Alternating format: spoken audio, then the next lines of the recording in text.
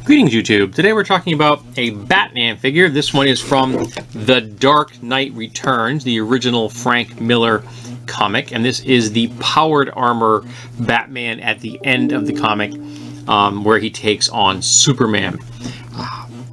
And this made me smile, and I saw it at a flea market for $1. I'd actually seen this in stores, and I was kind of intrigued in it, but I couldn't justify the price.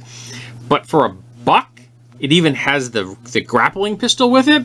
Yeah, I can buy into that for $1. If you'll forgive I'm going to take his little pistol out. The pistol is kind of cool looking.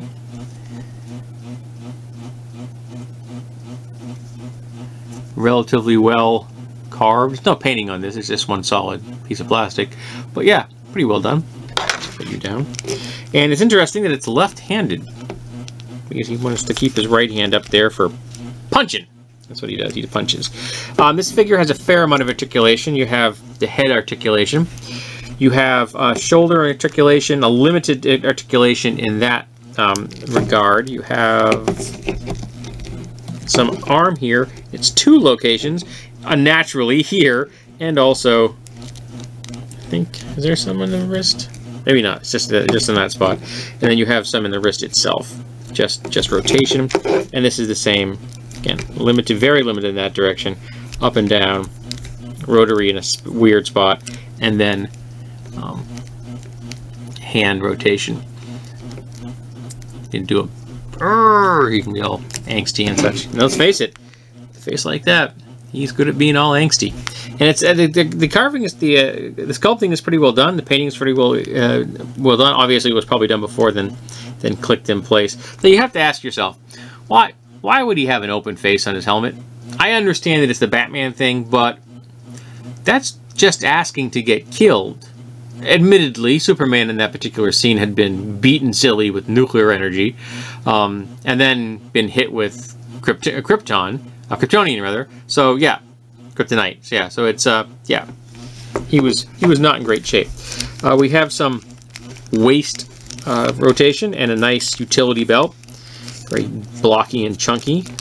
Not as sleek as my utility belt. And the armor is actually separate from the figure. If you can see that. Yeah, the chest piece is actually separate from the figure itself. You have some limited hip motion. Not much there. You have here. And you have... I don't think... Yeah, and you get a knee location. And you have ankles down here, actually. Ankles do that. Okay, and the same on this side. What's interesting is you actually can't get the leg into the position where he would be able to stand on Superman like he did iconically in that scene. And what are these things? Just Miller being all stylized and stuff. And you have good jackboot stomping on Superman kind of thing, and post holes for standing on some kind of a base, which I don't have. The cape is simple, and it actually is fully flexible, so you can see all the nuts and bolts behind. Well, not literally nuts and bolts, but you can see the hinges behind the legs, which are much clearer back here, and just a little bit here at the ankle.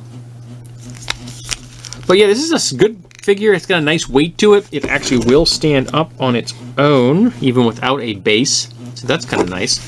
And it came with the pistol, and again, I picked this up for $1. I don't know what it was originally, but it was more than originally than I wanted to pay, so I didn't buy this when it was first available. And I kind of passed on it, so I'm like, that's just life. I can live without the figure. But I'm glad I got it now. I think he's really cool.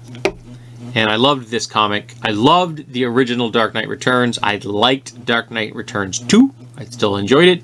I hear there's a Dark Knight Returns 3, and if Miller's politics and hype is bored its way as deeply into his skull as I was shown in some of the things he did after Dark Knight 2, I may want to stay away from that for forever, because he's bought his own hype and really thinks he's as good as people have told him he is. That's dangerous. So yeah, this is a cool figure though, and I like the way it was done. Kudos to the sculptor and the painters. They did a good job of conveying the actual figure from the comic really well. Now this is helped. They were helped in this is that he drew it in a very blocky style. So that helps you make a figure if you already have a very abstract design to begin with. This is not overly realistic, so that aids you when it comes to your sculpting. But they still did an excellent job with with the execution, and it looks just like the comic.